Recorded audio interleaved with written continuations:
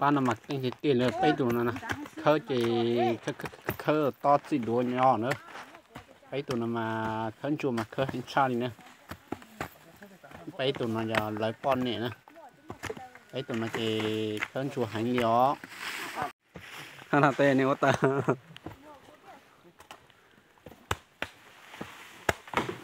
tụi nó chỉ tụi tên plei về hai sống nữa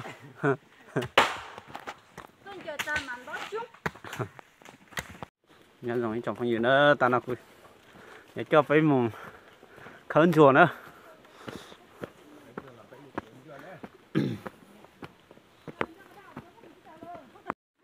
bên nó chỉ giờ hạt giống xưa thì từ số khuôn này trong phong gì nữa ta nào phải tuột giờ kiểu lúc hạt giống nữa mùng khấn chùa nữa còn này trong cờ ba thân khả của tụi YouTube thì ba chở của tụi YouTube còn này sẽ bỏ của cái video nữa sai đúng mà bây giờ khơi chuột đồng vào lịch chắn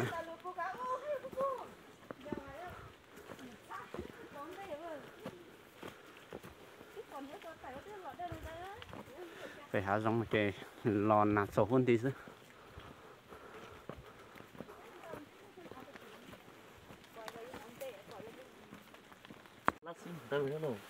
nó với một chống cờ liền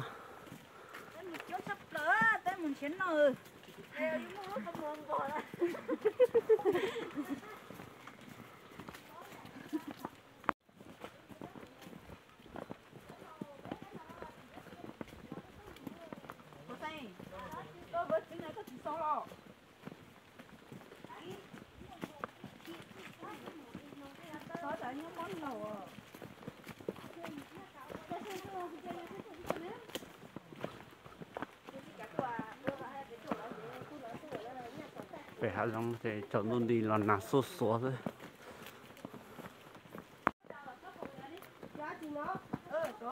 phải há giống mà chỉ đến đây nữa trong cái gì nữa cái một cái thầu với một chuột mông này cái một sập phải chọn mông này trong cái gì nữa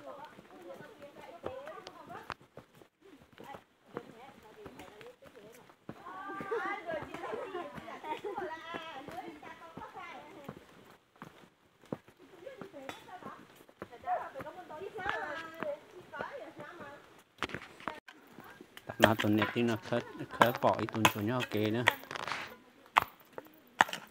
ô lọt theo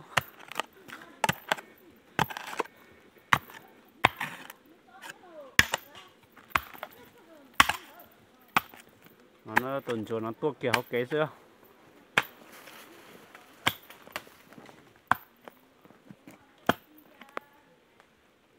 nó sắp rồi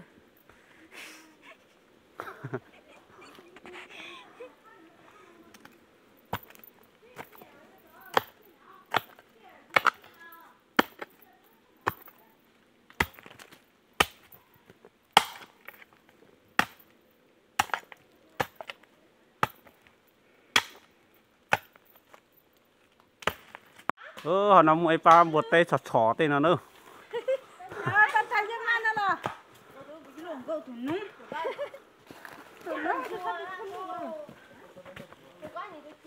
nó ta nó biết được ô lu hạt giống nó biết phân chuột nó cái bột tàu chuột này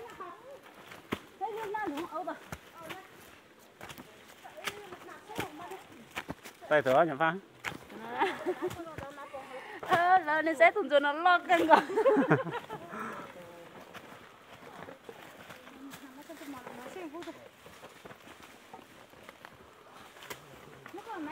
nó là sọ tuột sọn cho hạt giống nữa ta nó chỉ trong bột tay nó nhiệt chỏ nhiệt nữa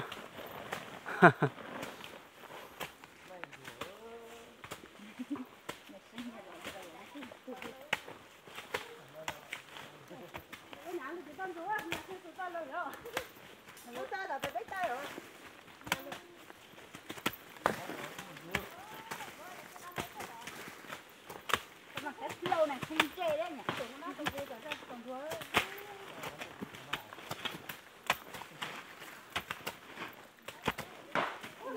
cái gì cầm tàng à vô tụi nó hay là buồn buồn đó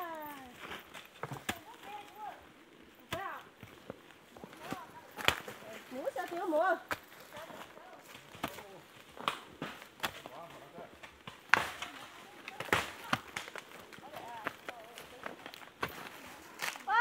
Chết sao rồi chúng mày ơi.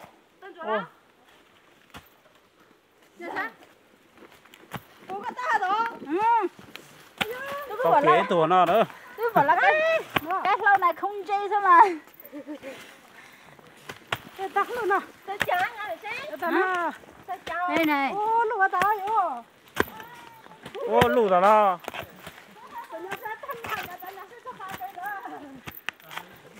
Con tôm mà phải không? Cái chá. Lo đi.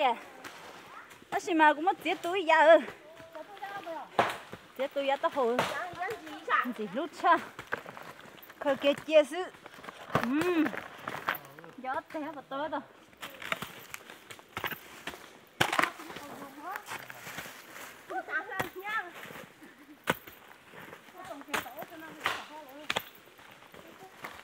Ủa trẻ của nó chọn kia hay nó.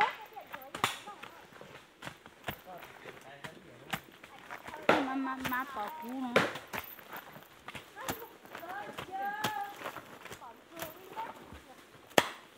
Cô làm cô ta coi rùa hả chú ơi? Dạ. Cô ta ở tù hả?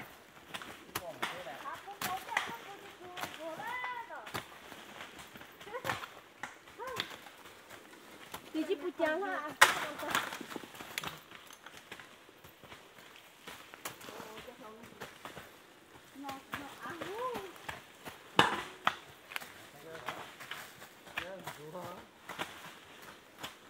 Nó chỉ mua chạy phải cho cá một vậy nữa.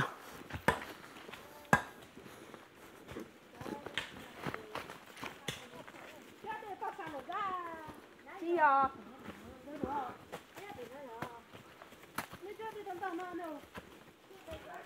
Tổ hai thôi, chị tên nó trái,你别跌到那等一下。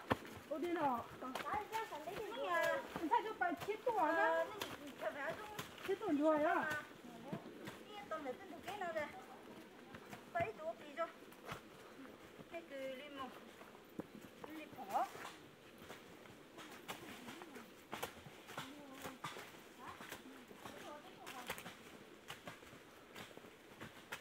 把你刚刚去抖一抖里面哟。Đó đó. Trời ơi. Nhớ rồi chụp cái gì nữa. Nó cũng khấn chùa. Hả? Chết tơ mà.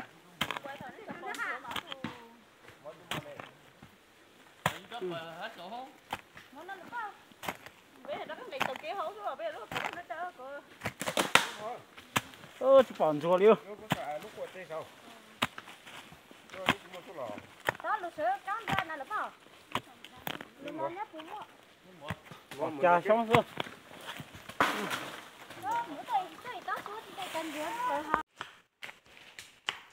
Nó chọn chuột lo này nhìn nhiệt chúa nè. Cái nhiệt chúa thì chó nó nữa. Lo hắn nó ngọt nữa. Nè. Nè. Mà như mà rảnh cái.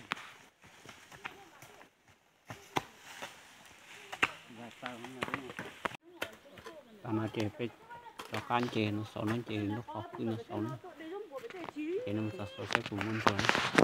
Ôi trời nhá, hai chú đồ chúng nó cái nè.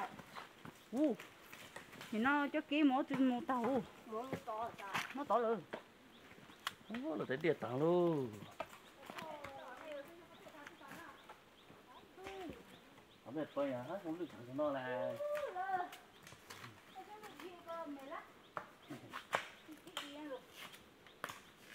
Mạnh rùa thế.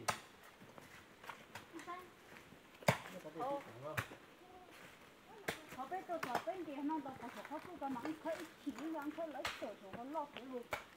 Mua đấy. Thì một cái số.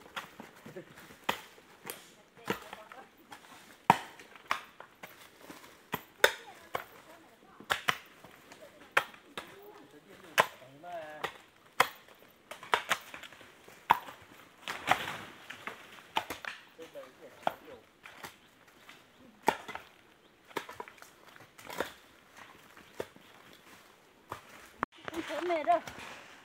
nó nữa tụi này tin là tao kỹ tụi nữa sao để tỏ tụi nó nhân tại nó nhiều gì căng đây tụi đâu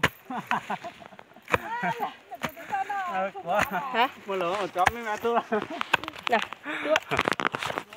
mua sao được nó đầu tiên là nó đi hồ tiền đi tối tụi lo chuột lo sắp lại nữa tha lửa hay là cua nhá số vâng nãy giờ mới tôi cứ có con điện nữa hả Dạ là. anh mới tôi hiểu cái tí nó xài không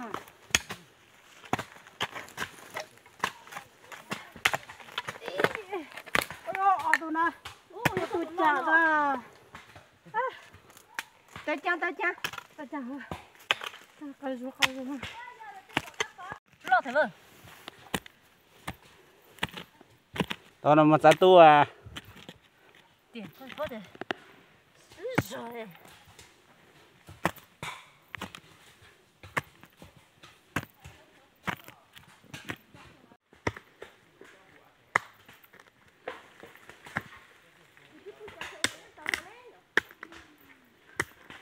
Ủa tàu là.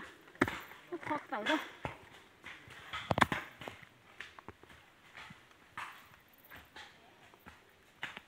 Để suýt tụi nó cái cả. Tụi nó hả?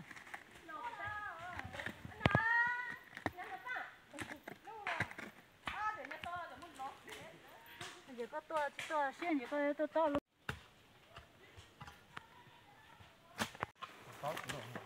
ta nó tôi có ý mong là cái đó nó xuống đây không gì nữa ta nó ta tập thời cái ta nó cái không cái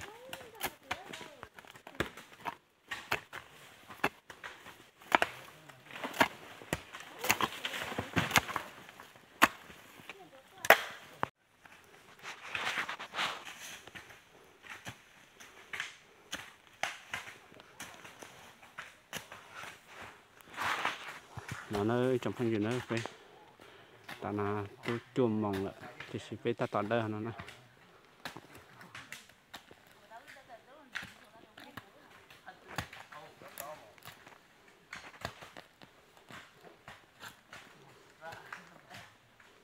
cái tôi trầu lên xẻ lên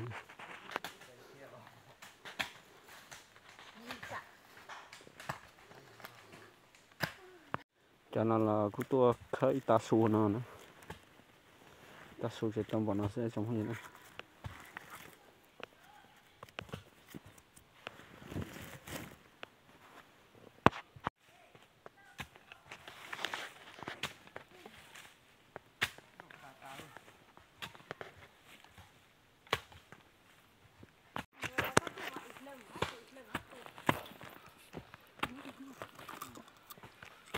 ao tù nó chỉ ao tù hu hu lon chùa này để chỉ mua cái ở chịu ở tường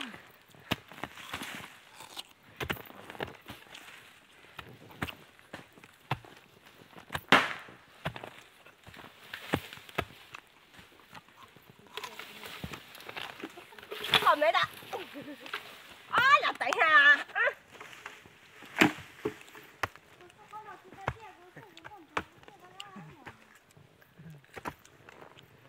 có tụi mình chia thôi giò quá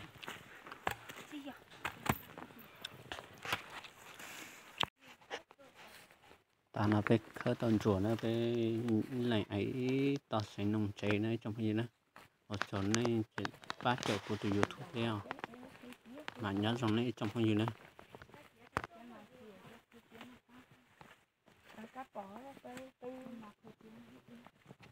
Nè số. Mua bên chia tay cái mua. mẹ sang đi rồi